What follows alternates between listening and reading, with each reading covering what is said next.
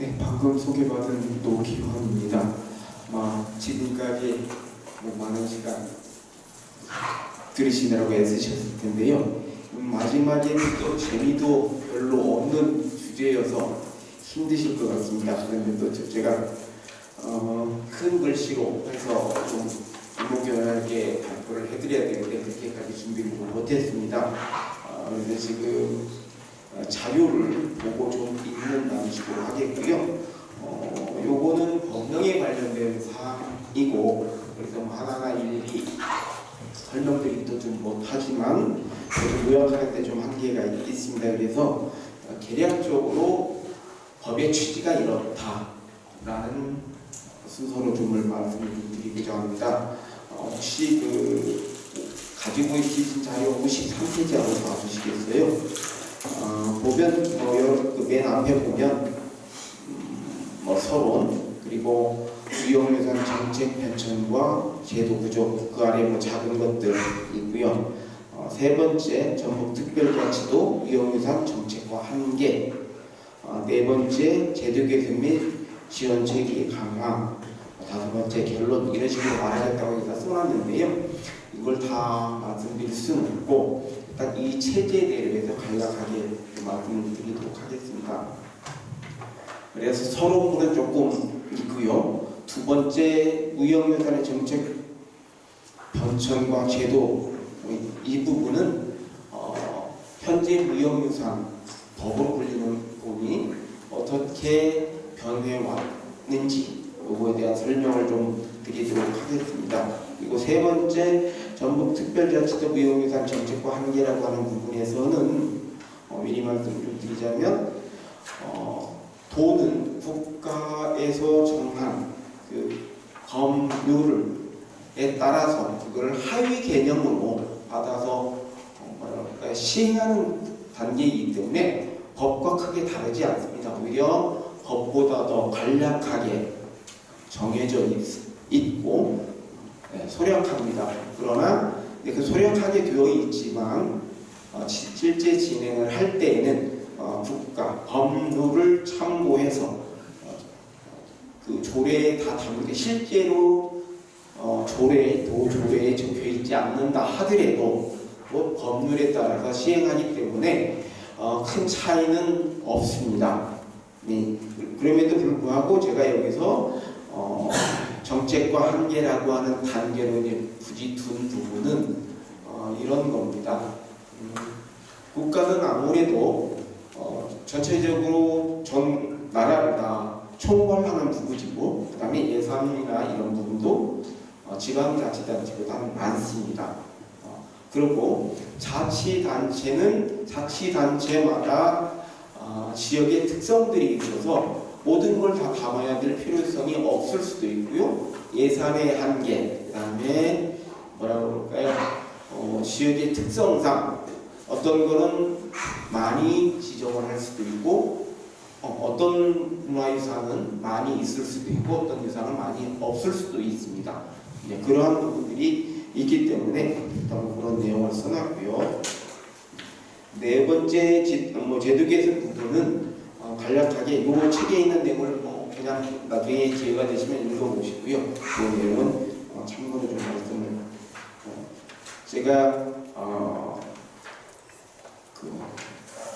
지금 원고를 쓰면서 좀 파악한 내용을 바탕으로 해서 간략하게 몇 가지만 소개를 해드리도록 하겠습니다. 결국 오늘의 제가 이거를 발표하는 주 목적은 이렇습니다. 읽어본 것 같은데요. 여기서 정책 변화 이런 거 했지만 결국 무주에서 조선왕조실록 적상을 사고에 포세 이현식의 전승을 어떻게 할 거냐라고 하는 부분에서 이걸 하려면 법에 또는 조례에 맞아야 되고 어떤 조례로 조례에 따라서 뭔가 문화유산으로 등재 또는 등록이 되어야만 이런 전승을 하기에 수월하기 때문에 그런 거가 어떤 내용이냐 알아봐달라 이런 취지인 것 같습니다. 그래서 그런 정도로 간략하게 말씀을 드리도록 하겠습니다. 좀 읽어가면서 말씀드리겠습니다. 53페이지 서론이라고 하는 부분입니다. 우리나라 무형유산 제도는 1962년 문화재보호법 제정과 함께 본격화되었습니다. 초기 정책은 전통 예능, 공예 기술 등 무형문화재를 지정하고 해당 기능, 예능의 최고 숙련자를 보유자로 인정하여 보호하는 방식으로 정립되었습니다. 여기서 보유자, 여러분들이 가장 예전에 많이 들었던 것, 인간문화재라는 말씀 들어보셨죠? 이게 이제 법에서는 보유자라고 했습니다. 산업화, 도시화에 급속한 진전은 전승 기반을 약화시켰고 개인 명의의 기능 중심 정승은 공동체적 실천과 생활 지식의 계승의 한계를 드러냈습니다. 이에 따라서 2016년 법은 무형 분야를 독립법으로 분리했고 2024년도에는 무형문화유산의 보존 및 진행에 관한 법률로 용어, 범주, 절차, 위원회 등록 등을 다시 재설계해서 공동체, 단체 중심으로 변화했습니다. 여기서 아마 제가 말씀드리고 싶은 핵심은 미리 말씀드리자면 예전에는 개인이주, 개인의 예능, 기능을 우선시하는 그래서 인간문화재 한 사람을 중시하는 방향이었다면 앞으로는 단체, 한 사람도 중요하지만 우리 산업사회였던 예전 사회와 지금 달라지면서 개인화되고 특히 그런 무형의 유산들이 자꾸 단체 종목들이 없어지기 때문에 개인 종목 분야에서는 그거를 하려고 하는 사람들이 어느 정도는 있지만 단체 분야는 농촌의 공동화 현상, 그다음에 농촌뿐만 아니고 도시도 공동화 현상, 작은 지방 소도시들의 경우는 그런 걸 하려고 하지 않는 문제들이 일어나고 있습니다. 그런 거를 보완하기 위해서 법이 개정되었다 이렇게 생각하시면 될 것 같습니다. 55페이지를 읽겠습니다. 1962년 문화재보호법은 무형, 기념물, 민속문화재를 함께 다루는 포괄적 법으로 출발했습니다. 무형문화재는 연극, 음악, 무용, 놀이, 의식, 공예기술 등 무형의 문화유산적 소산으로서 역사, 예술, 학술적 가치가 큰 것으로 정의되었고 보존 원칙은 원형 유지가 선언이 되었습니다. 그러니까 예전 2016년에 바뀌기 전까지는 원형, 그러니까 조선, 예를 들면 조선시대 때 또는 우리 할아버지 할머니가 A라고 했으면 우리는 무조건 A로 해야 된다. A-1은 없다. 이런 식의 보존이었다라고 한다면 앞으로는 그런 뜻입니다. 이 원칙은 본래 건축, 고고 등 유형유산의 보존 논리를 유형에게까지 적용함으로써 정답이 있는 원형, 조금 전에 말씀드린 그런 상황을 말씀드린 겁니다. 확인하고 재현하는 것이 제도의 목표였습니다. 그 결과 지정은 중요무형문화재라는 것은 이제 국가에서 지정하는 무형문화재를 말하고요. 지방무형문화재, 그러면 시도, 광역시, 그다음에 전라북도 이런 체계를 말합니다. 이원 체계로 전승단위는 보유자 또는 보유단체로만 좁혀졌습니다. 이 체계는 산업화 도시화 속에서 전통 예능 기술의 단절을 막는데 일정한 효과를 나타냈습니다. 지정과 동시에 보유자 인정, 전수교육 제도 정착, 전수교육 적용, 이수자 제도 도입, 공개행사 제도화 등 명인, 조금 전에 말씀드린 명인이라고 하는 인간문화재, 그래서 이제 그 사람에게 도제식으로 배우는 이런 형식 구조를 안정화시켰습니다. 국고, 지방보조비, 그다음에 전수교육관 설치, 공개 의무 규정 등은 보유자의 사회적 책무와 국가의 보호 의무를 함께 작동시켰습니다. 그러나 시간이 지나면서 구조적 한계가 드러났습니다. 첫째, 개인 중심의 스타, 시스템은 공동체 기반을 약화시켰습니다. 두 번째, 원형 유지의 강한 구속은 창조적 변형을 어렵게 해서 살아있는 유산과 괴리를 낳게 했습니다. 세 번째, 심의와 집행이 전문가, 행정 중심으로 고착되면서 공동체의 의견 수렴이 부족해졌습니다. 네 번째, 기록, 지식재산 영역은 보조적 위치에 머물러서 권리보호와 재활용이 체계화되지 못했습니다.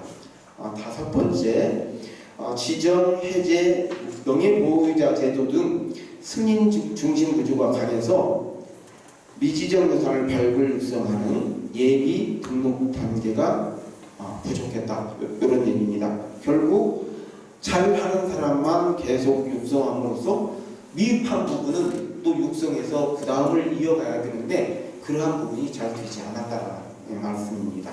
이게 1962년도 우리나라 문화재법이 처음 지정되고 시행되었던 장점과 단점이 되겠습니다. 그러므로써 이제 이거를 보완하기 위해서 2016년에 이제 56페이지입니다. 무형문화재 보전 및 진행에 관한 법률이라는 것을 이제 바꾸게 됩니다. 읽어보겠습니다. 2016년 제정 시행된 무형문화재 독립법은 보전, 진흥, 참여, 이전까지에서는 참여라고 하는 부분이 있긴 있었지만 그건 형식적인 맥락 또는 명인들만 참여하는 이런 형태였다라고 한다면 여기서는 이제 대중들이 참여하는 이런 부분을 이제 보완을 했다라는 뜻입니다. 그래서 보전, 진흥, 참여라는 세 축으로 무형예산의 자율성을 강화했습니다. 첫째, 정의. 그러니까 무형예산이라는 것은 뭐냐라고 하는 부분인데요. 예능, 기술, 지식, 생활 반습, 놀이, 의식 등 2003년 유네스코 협약의 범주를 반영하면서도 국내의 전통 물류, 예전에 2016년 이전에 예능과 기능 체계를 같이 함께 이어가는 체제로 되었습니다. 두 번째는 전승 체제를 다층화했습니다. 그러니까 개인 보유자 외에도 단체 보유를 더 이제 늘렸다는 것이죠. 앞으로 지금 논의가 되고 있는 아마 이제 포세이 이안의 경우도 이제 지정이나 이런 걸로 간다면 단체 형성이 되기 때문에 이제 그런 부분을 더 활짝 열어줬다 이렇게 생각하시면 될 것 같습니다. 세 번째, 보존 수단의 다양화. 그다음에 이제 지정 외에도 기록, 교육, 공개, 진흥 사업을 명시하고 전수교육, 조교, 이수자 제도 등을 실효성을 높였습니다. 그러니까 기존에는 한 사람이 와서 활동하고 예를 들면 판소리 또는 만드는 사람에게 그 기능 우선이었지만 그러한 것들을 잘 기록해두는 작업들도 이제 더 많이 해야 된다. 그 전에도 안 했던 건 아니지만 어떤 사람 위주의 이런 거가 되다 보니까 그런 기록이나 이런 부분에서 좀 위협됐던 거를 기록을 철저히 남겨야 된다. 이런 거가 될 것 같습니다. 이런 부분에서 보자면 포세이안의 경우도 박대길 박사님이 말씀하셨던 그런 내용들을 속에서 잘 검토해서 앞으로 포세이안을 어떤 방식으로 해나가야 될지를 잘 추려내서 그런 걸 이제 기록을 해야 된다는 거죠. 네 번째, 정책 운영의 고도화입니다. 물론 기본 계획을 수립하고 시행 계획을 해서 그다음에 위원회 심의와 평가 기간을 이제 명문화해서 어떤 그러니까 주기적으로 누가 보더라도 이러한 식으로 앞으로는 명문화를 지정하고 활용한다라고 하는 계획을 수립하는 겁니다. 그리고 다섯 번째, 이건 굉장히 또 중요한 부분이 하나인데 긴급 보호 및 특별 지원의 근거를 마련해서 소멸 위기에 있는 무형유산들을 바로바로 이렇게 지정하거나 등록해서 지원할 수 있는 법적 제도를 마련했다는데 그 의의가 있겠습니다. 그렇게 함으로써 성과는 분명히 나타났습니다. 공동체 유산의 진입이 늘어났고 전수교육은 학교, 지역 프로그램과 다양화되었고 기록하는 표준화가 되었고 그다음에 청년 전수자 지원 제도가 확보되었습니다. 특히 원형 유지, 아까 제가 말씀드린 A는 다음에도 A여야 된다라는 것을 A가 A-이어도 되고 A-2여도 된다.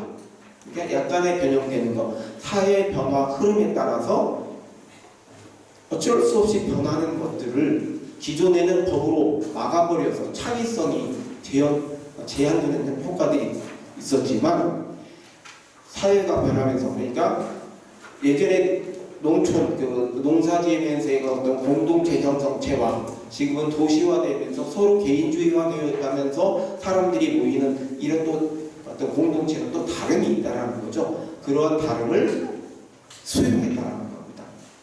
그렇기 때문에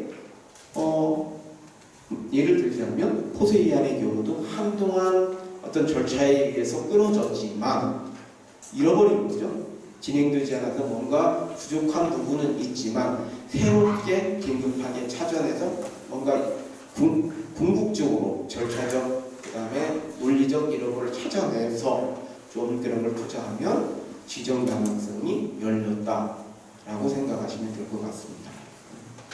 이런 식으로 법은 뭐랄까 좀 더 합리화됐다고 그럴까요? 이렇게 생각하시면 될 것 같습니다. 두 번째, 공동체 참여는 확대됐지만 또 문제점은 있습니다. 사전 동의 절차, 권리 보장과 같은 이 보장이 좀 잘 되지 않았던 부분하고, 세 번째, 지식재산과 표시제는 진행사업 지침에 일관되지 못했다. 이 얘기는 무슨 얘기냐면 이제 좀 어느 정도 자율스럽게 그다음에 개인의 역량이나 이런 활용도를 높여줬지만 그러다 보니까 나의 어떤 사적 재산들을 다른 사람이 차용하는 이런 부작용들이 나타나게 됐습니다. 이제 그러한 부분들은 또다시 2024년 법률에서 약간 더 보완을 하게 됩니다. 그래서 결국 2024년도 법률은 결국 어떤 거냐면 2024년도까지는 우리나라가 문화재라고 하는 재물, 재화, 돈의 가치로 보는 듯한 문화재라고 하다 보니까 재물, 돈으로 생각하는 상황들이 많아서 뭔가 그 문화유산을 보존하고 그거의 어떤 순수성들이 조금 뭐랄까 복해되는 현상들이 있었다라고 파악을 한 겁니다. 실질적으로 대부분의 사람들이 그렇게 이해를 했고요. 그래서 그거를 재화 개념이 아닌 어떤 역사의 어떤 의식 뭐 이런 거 유산의 개념, 돈이 아닌 역사의 문화, 생활 이런 걸로서의 어떤 의식의 전환이라고 그럴까요? 이런 측면에서 문화재가 아닌 문화유산으로 용어를 바꾸어서 현재 진행이 되고 있는 겁니다. 그리고 25년도는 그런 체제가 된다고 생각을 하시면 될 것 같습니다. 그러면 이제 우리는 이러한 방식으로 전해왔는데 간단하게 이제 다른 나라 일본, 프랑스 제가 이제 다른 자료를 찾아보니까 일본, 중국, 프랑스 정도는 어떻게 하는지 그냥 간략하게만 좀 읽어드리겠습니다. 57페이지 하단 부분인데 일본은 중요 무형문화재에 대해서 개인, 단체를 보유 주체로 인정하되 인송문화재에서 집단 전승형 유산을 폭넓게 보호한다 라고 되어 있습니다. 여러분들 가끔 TV 같은 데 보시면 어떤 단체 종목을 할 때 우리보다 훨씬 더 축제 같은 걸 할 때 우리보다 더욱더 많은 사람들이 참여를 하지 않습니까? 그건 아마도 이제 그쪽 국민성들과 관계도 있겠지만 어쨌든 전에 내려오는 것 자체가 그런 것 같습니다. 프랑스는 2003년 유네스코 협약에 기준된 중앙, 지방, 시민사회가 함께하는 참여 결국 그런 거를 운영한다라고 되어 있고요. 중국은 2011년 법으로 국가, 성, 시, 현 4단계의 목록과 대표 항목 제도를 둬서 대규모 목록화, 박물관화, 관광화를 병행한다 이렇게 되어 있습니다. 어떻게 보면 우리가 이제 프랑스나 위험문화유산 보존이라고 하는 부분에서 우리 나름대로 또 열심히 잘 진행을 하고 있었지만 또 이들은 이들 나름대로 우리보다는 조금 더 개별화 또 활용 측면으로 앞서나간 측면도 있다라고 하는 부분을 좀 말씀을 드리겠습니다. 그래서 이제 이번에는 이제 전국 특별자치도 무형예산의 정책과 한계라고 하는 부분을 말씀드리겠습니다. 아까 제가 서두에서 말씀드렸다시피 전라북도 조례라고 하는 부분은 법에 있는 내용을 그대로 차용해서 중요한 우리가 필요한 부분만 했던 부분입니다. 그래서 큰 차이는 없습니다. 단 재정적 한계, 그 다음에 시스템의 한계 때문에 국가에서 했던 부분들을 법에 담았던 내용들을 다 보존해주지 못한 부분들이 있습니다. 그 부분을 짧게만 말씀을 좀 드리면 예를 들면 이런 겁니다. 조금 전에 살짝 말씀을 드렸지만 어떤 무형문화유산 기능 부분, 예술적인 부분, 특히 기능 부분에서 어떤 기능 보유자가 어떤 그릇을 만들었습니다. 그런데 그런 그릇들을 다른 사람들이 비슷하게 베끼는 거죠. 그러니까 아이디어를 차용을 하는 겁니다. 그래서 비슷하게 만들어내다 보니까 실질적으로 지정문화재인 그 기능 보유자는 그 사람의 물건이 이렇게 잘 팔리지 않는 이런 현상이 발생하는 거겠죠. 물론 무형문화유산을 하는 사람들에게는 어떤 국가가 보조를 함으로써 산업적 활동을 못하는, 그러니까 좀 적게 하는 부분에 대한 보상이 있지만 그래도 생업으로서 어떤 활동을 하고 물건을 제작해서 판매하거나 이렇게 해야 되는데 지정된 사람들은 옛날 방식을 고수해야 되기 때문에 하나당 단가가 비싸겠죠. 그러다 보면 일반인들이 쉽게 접근할 수가 없습니다. 비슷해 보이지만 이건 보유자가 만든 거는 한 달이 걸리는 거고 보유자가 아닌 사람이 만든 건 한 2, 3일 만에 뚝딱 만들어낸 거죠. 그러면 가격 차이가 엄청 크기 때문에 어떤 일반인이 사기에는 보유자가 만든 걸 살 수가 없겠죠. 그러다 보니 보유자가 좀 쉽게 만들어낸 작품들이라 하더라도 아무래도 비싸겠죠. 그러다 보니 더욱더 악순환이 되는 거죠. 비싸서 일반인들이 살 수 없는 결국 이런 문제들이 있기 때문에 이런 부분에 대한 직접 재산권 이런 거를 보호하는 법률 조항이 있었는데 그게 좀 잘 지켜지지 않는다. 특히 지방자치단체에서는 그러한 것들을 명문화에서 지켜주기에는 여러 인력 구조상 또는 지방자치단체의 재정 구조상 힘들다. 그러다 보니까 좀 신경을 덜 썼던 부분들이 있습니다. 이건 지정문화재 부분에서 굉장히 예를 들면 개인 보유자 이런 분들에서 그러니까 좀 해결했으면 하는 문제들이고요. 또 단체 부분을 좀 말씀드리겠습니다. 두 가지만 말씀드리면 그래도 어쨌든 지속적으로 우리 문화유산이라고 하는 부분이 개인 단체 종목 위주로 지금까지 거의 60년대부터 하면 거의 60년 가까이 해오다 보니까 아무래도 단체에 대한 지원을 한다 하더라도 단체 부분이 많지도 않고 또 시스템 해온 경험들이 좀 적어서 그거에 대한 운영 임무가 좀 적습니다. 그러다 보니까 아무래도 단체에 어느 정도 지원을 해야 되는지에 대한 경험이 좀 적습니다. 그랬다 보니까 자치단체나 국가에서도 단체에 지원하는 비용들이 상대적으로 개인 종목에 비해서 적습니다. 예를 들면 제가 알기로는 정확한 금액은 아니지만 단체 예를 들면 개인 보유자가 한 달에 한 150만 원 정도를 보장을 지원을 받는다고 하면 단체에게는 한 250 정도 지원을 하게 될 겁니다. 그러니까 명목상 그러니까 금액수로 보면 단체기 250이니까 단체가 굉장히 많이 받는 것 같지만 단체는 한 사람이 아니라 20명, 30명, 40명이 되기도 하지 않아요. 그러면 그 실질적으로 운영하는 부분에 있어서는 개인의 이런 것보다 더 열악한 단체에겐 열악한 현상이 벌어지는 문제가 발생을 합니다. 그래서 아마도 올 연초 작년 말에 전라북도 내 그 무형유산 단체에서 실질적으로 단체가 운영될 수 있도록 그러니까 그 지원하는 비용이 다 운영비로 그러니까 소요가 된다 하더라도 뭐라 그럴까요? 단체가 전혀 단체 회원들이 안 내는 건 아니지만 그걸로는 턱없이 부족하다라는 생각이 드는 거죠. 예를 들자면 제가 그 어느 단체에서 한 번 행사를 나가는데 보니까 한 60명이 움직이더라고요. 그러면 이 사람들이 장비도 싫고 이러다 보면 관광버스를 빌려야 되는 거죠. 그러면 아까 250만 원 받았는데 관광버스 빌리고 이 사람들 움직이고 한 번 밥 먹고 이러고 나면 250만 원을 행사 한 번도 못 치른다는 거죠.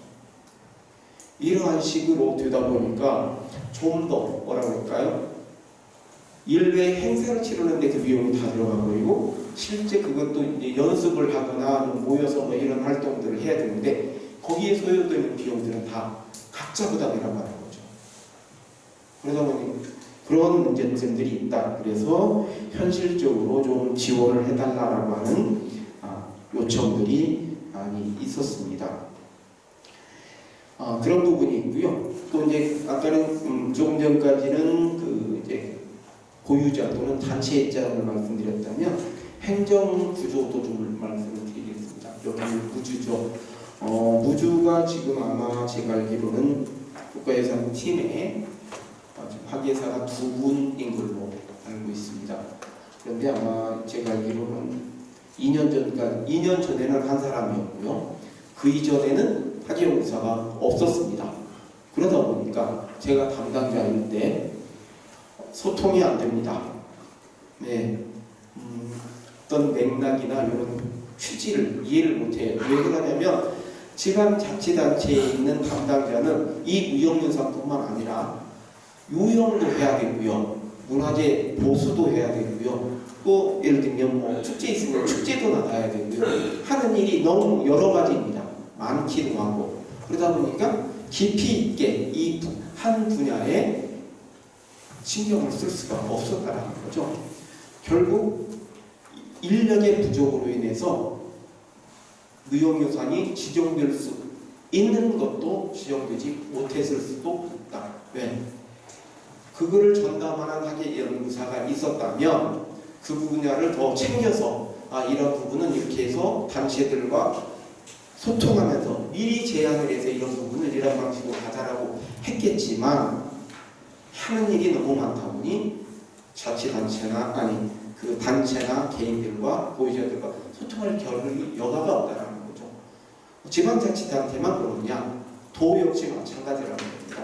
도는 14계획을 통해서 내려준 돈 잘 쓰는지, 돈만 잘 쓰는지 그것 문서 취합하고 하다 보니 시군이 그러한 역할들을 하고 있는지를 또 검토를 해야 되는데, 점검을 해야 되는데 도 인력 역시 무형유산뿐만 아니라 유형문화재, 문화재 보수 이런 부분까지 여러 가지를 해야 되다 보니까 결국은 이런 지정이나 이런 부분에 소홀했다라고 하는 부분입니다. 결국 법이 없어서가 아니고요, 지원이 부족해서가 아니고 결국 사람이 부족했기 때문에 그러한 부분이 나타났다라고 생각이 됩니다. 지금 그나마 이제 다행히 2명이 되어서 어느 정도 그런 소통이 될 수도 있다고 봅니다. 그런데 이제 제가 보기에는 그럼에도 불구하고 일들이 이제 너무 많이 늘어났어요.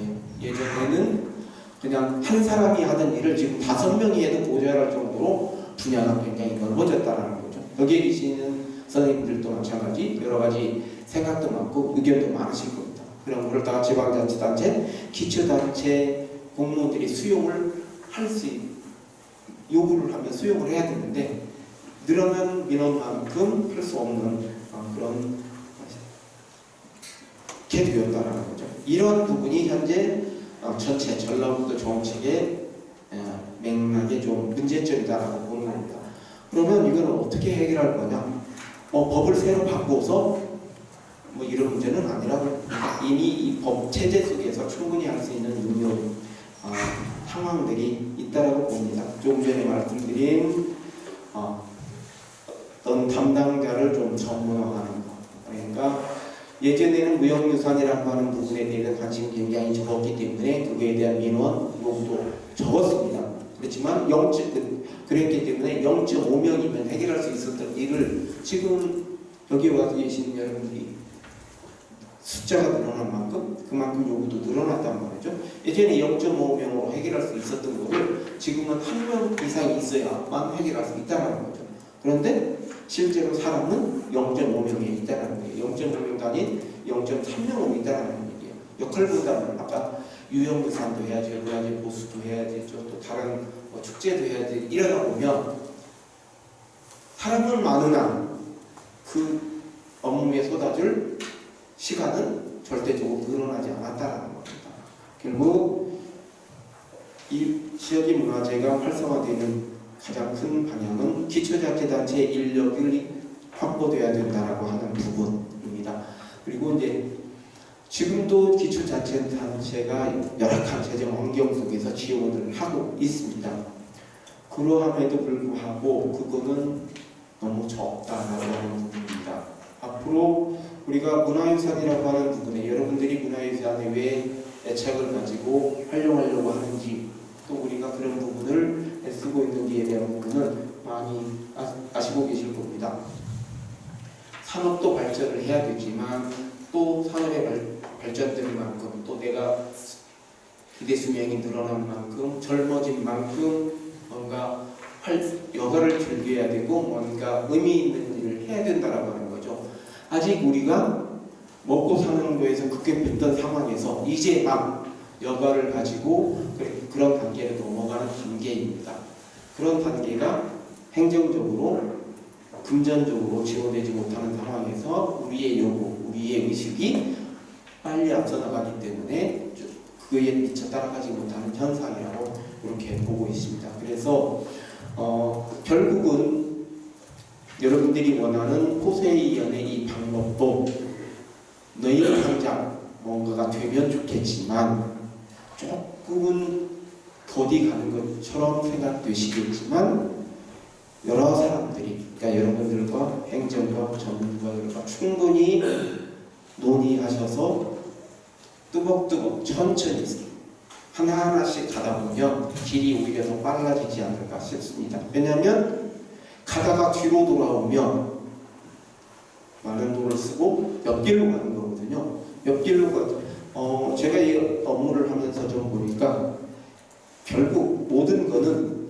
옆길로 가는 것보다 늦는 것 같지만 그냥 제대로 된 길, 신장도를 내면서 가는 게 가장 안전하고 좋은 길이다 이런 생각이 듭니다. 그래서 뭐 이런 식으로 대충 마쳤습니다. 이 세부에 있는 내용들은 크게 읽지 않았지만 결국 전라북도 도 차원에서는 어떤 크게 도에도 무형유산 관련 인력이 1명이 있습니다. 1명이 있는데 그 업무상으로 보면 1명가 되냐고요. 최소 2명은 있어야 됩니다. 지금 같은 경우는 아까 0.3이라고 그랬는데 일은 아니어서 0.5 정도는 되어야 여기에 신경을 좀 써둘 수 있다. 그래서 결국 포세이언에 지정하거나 이런 걸 잘 운영하려고 한다면 여러분들이 함께 공동체를 형성하는 것도 중요하지만 행정체계가 잘 갈 수 있도록 여러분들이 그런 거를 자치단체들이 요구하시는 거 이게 선행이 되면 그건 조금 늦지만 더 빠르게 갈 수 있지 않을까 그런 생각이 들고요. 금전적 지원입니다. 일단 먹고 살아야 된다고 해서 많은 지원금들이 있지만 이 분야에 대해서도 지금까지는 전체 예산의 0.1%였다면 적어도 0.23% 정도는 더 늘려달라는 요구가 있어야 되지 않을까 싶습니다. 꼭 뭐 우리에게가 아니어도 문화유산 쪽에 해당되는 부분을 지금보다는 더 늘려야만이 여러분들이 요구하고 여러분들이 생각하고 하시려고 하는 방향들의 사업이 이루어지는 것이지 여러분들이 그냥 전부 다 회비 내고 여러분들이 열정만 가지고 되는 것은 아니라고 봅니다.